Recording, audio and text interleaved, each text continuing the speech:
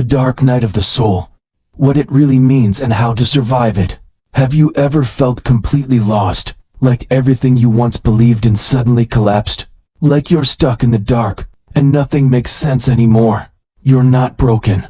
You're not alone. What you're experiencing might be the dark night of the soul, a powerful spiritual initiation that many never talk about, but one that can lead to your deepest awakening. In this video, we'll explore what the dark night really is, beyond the cliches.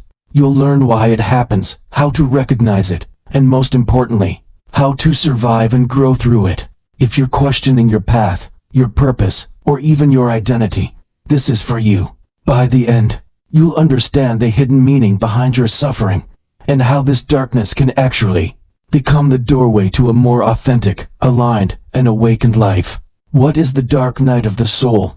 The dark night of the soul isn't just a bad day. It's not a mood swing or a moment of sadness. It's a profound spiritual unraveling. It's when everything that once gave you meaning starts to collapse. Your beliefs, your identity, your dreams, even your connection to the divine. It all goes silent. This term was first used by Saint John of the Cross, a Spanish mystic. But this sacred passage exists across cultures, in Buddhism, shamanism, mystic Christianity, and more. It's a universal human experience. It's not depression, though it can look similar. It's the death of illusion. It's your soul pulling you inward, tearing down everything that's not real so the truth can emerge. Signs you're going through it. So how do you know if you're in the dark night? You may feel completely empty, like life has lost all color. You may question everything. Why am I here? Who am I really?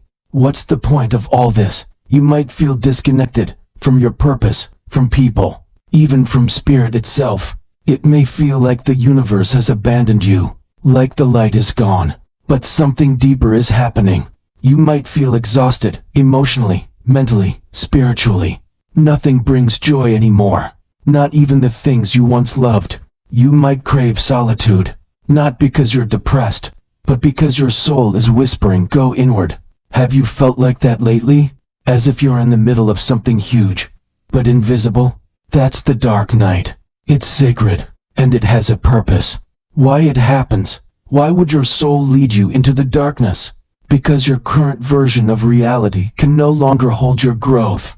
Because who you thought you were was never the whole truth. The dark night is the soul's rebellion against the false self.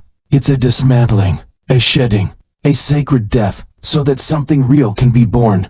The things that once defined you begin to fall apart, not to punish you, but to prepare you. It's like a seed cracking open underground. The seed doesn't know it's becoming a tree. It just knows it's breaking. We tend to think awakening is all about light, but the deepest awakenings often begin in darkness. How to survive it. So how do you survive the dark night of the soul? First, surrender. Let go of the need to fix it, label it, or rush it. This isn't a problem to solve. It's a passage to walk through. Second, be gentle with yourself. Rest. Slow down. Honor the fact that your entire inner world is shifting. Third, stop searching for quick answers. You don't need to understand everything right now. You need to be with yourself, with your heart, with your truth, even if it's messy. Fourth, don't isolate completely. Yes, solitude is important, but don't go into hiding.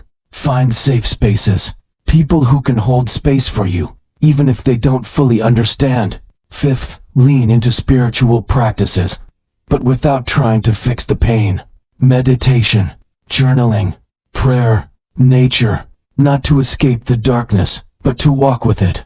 And finally, trust the process. This isn't the end of your path. This is the breaking open, the falling apart before the falling together. Think of the caterpillar. It doesn't become a butterfly by trying harder. It enters the cocoon and completely dissolves. It becomes unrecognizable before transforming into something new. That's what's happening to you. You're not breaking down. You're breaking open. You're not lost. You're being rerouted from who you were to who you really are. The dark night isn't a detour. It's the way through. If you're going through the dark night of the soul, know this. You're not breaking down. You're breaking open. This sacred darkness is not the end.